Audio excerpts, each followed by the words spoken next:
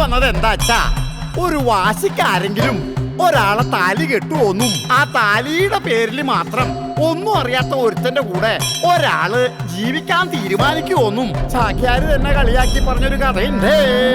പക്ഷെ പറഞ്ഞിട്ടെന്താ, അവരുടെ അടിയും പിന്നെ പ്രേമമൊക്കെ കണ്ട് കണ്ട് ഈ ചാക്യാര് വരെ ഫാനായി.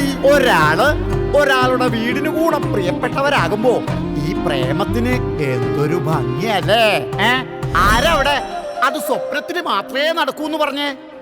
അതെ, എന്നാ അത് ശരിക്കും നടന്നിട്ടുണ്ട്. നമ്മുടെ കഥാനായിക വേദ നായകൻ വിക്രമിന്റെ കുടുംബത്തെ സ്നേഹത്തോടെ ചേർത്ത് നിർത്തുന്നത് കണ്ടപ്പോ ഈ ചാക്യാർക്ക് വരെ ഒന്ന് പ്രേമിച്ചാൽ കൊള്ളാലോ എന്ന് തോന്നിയിട്ടുണ്ട്. പക്ഷെ ആ പാവം വേദയുടെ വീട്ടിലെ ദുരഭിമാനം തലയ്ക്ക് പിടിച്ച, സ്വത്തും അധികാരവും മാത്രം കൊതിച്ച സ്വന്തം ഏട്ടനും അമ്മാവനും കൂടെ അവളെയും വിക്രമനെയും കൊല്ല ചെയ്തു.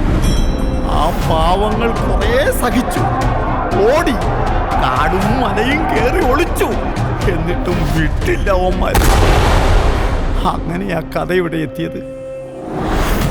നിറവയറുമായി വിക്രം കൂട്ടിനില്ലാതെ വേദ തെരുവിലേക്ക് ഇറങ്ങേണ്ടി വന്നത്.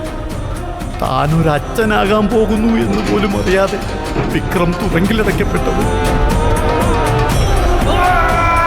കുഞ്ഞിന് കാവലില്ലാതെ, കൂട്ടിനാരുമില്ലാതെ അവൾ